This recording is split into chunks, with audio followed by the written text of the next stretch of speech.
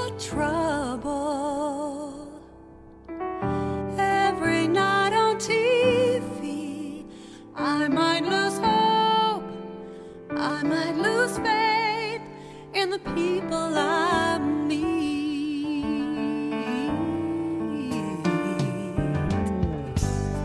If it takes a village,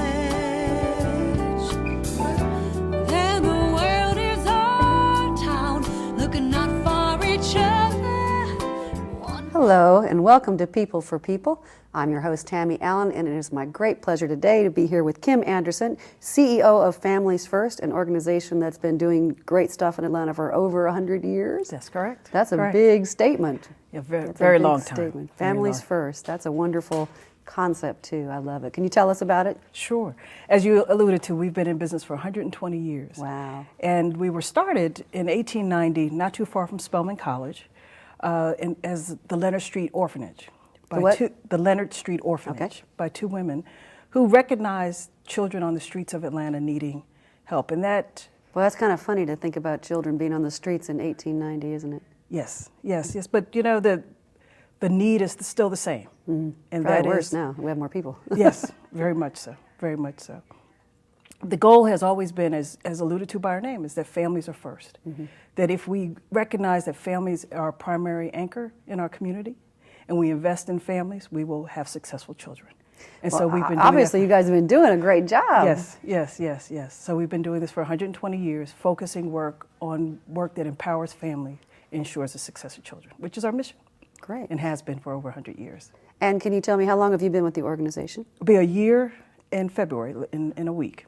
Okay, so you just went through some changes and Yes, you came on yes. board. And Yes, we've been in transition, but trying to get very focused, trying to get community to acknowledge or re-acknowledge the core role that families play in community. And that if we can get the recipe of families right, we can address the needs of children. And that so much of what we see going on, particularly in this recession, is manifestations of families in disruption. Right. And when we get that right, when we get community right, we get family right, then we can ensure the success of children. So we have three primary focus areas. The first is parenting and family life education. And that recognizes the fact that all families have disruptions. right. But if we can intervene when those disruptions happen, may it be through counseling, may it be through providing families going through divorce support systems, may it be through anger management classes, may it be services for a young mother, teenage mother, or pregnancy prevention, that we can then, again, ensure the success of that family and help them through that rough time. Is it difficult to get people to come and admit that they need help? I mean, I would think that might be No, because what we do is we partner in community. Okay. So we meet people where they are. So we might meet you at the courthouse going through a divorce. We might Okay. meet you at the YWCA and acknowledge work that you do. We might meet you through your services for your children at a school and offer counseling services. So we meet community where they are through our parenting and family life education services. The other arm of what we do is child and youth permanency work. And that ranges everything from adoption to foster care. We run the Georgia Resource Center for Adoptive and Foster Families. Okay. We run the Georgia Registry. So if you were adopted and you're trying to find your biological family, or you had a child that was adopted, we can connect you back with your family members. So Families First is a pretty broad organization. We serve 42,000 people a year Wow. throughout the state of Georgia, particularly in 5 metro counties. Awesome. And so what is the plan at this point? You said you're really trying to focus and tell me about Sure. the future for. The future for Families First is exciting. One is to really begin connecting more with other service providers. I think we've talked and communities talked more about collaboration. Yeah. So we're collaborating more with other nonprofits and for-profit agencies because, again, I think we can all better serve the community get together. We can serve better if we work together. So that's one thing you'll see.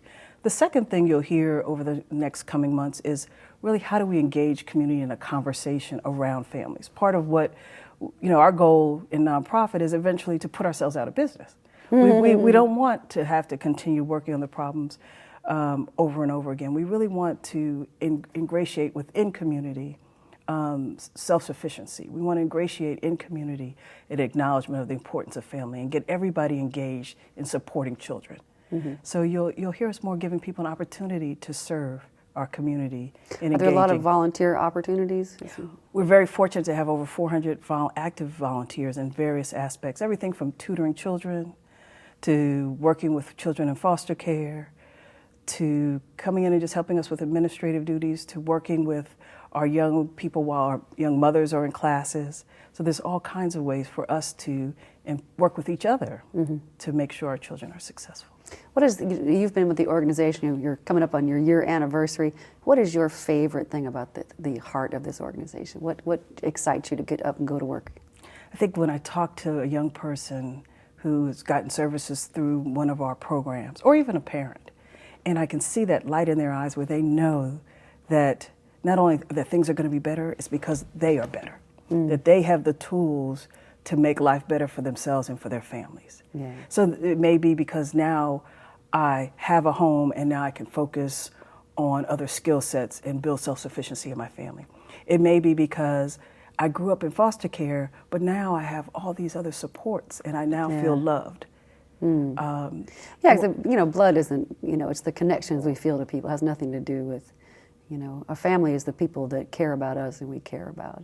Exactly. That could be anybody. Exactly. We don't even define it. It's No. defined in our hearts. And I could tell by the smile on your face that is what really triggers happiness for you, is when you see the happiness within them. Self-empowerment. But they have to they have to feel like, okay, I have a home and food, basic necessities before you can even get to that place, don't you think? Surely. And one of our core areas is supportive housing, because we know that a true tenet of feeling that you can move to self-sufficiency is feeling stable. Yeah, you and to have stable housing. And then if you have stable housing and we wrap you with services that meet your needs, that says, okay, well, if you are living with HIV and AIDS and you need medical care, then we'll make sure you get the medical care.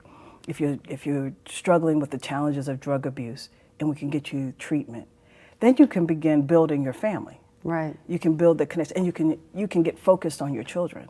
And if we measure our success as community on the success of our children as a whole, and we can empower people to do that, then in the long run, we're going to benefit all of society and all of community. Very exciting. Well, we've got to take a little break right now.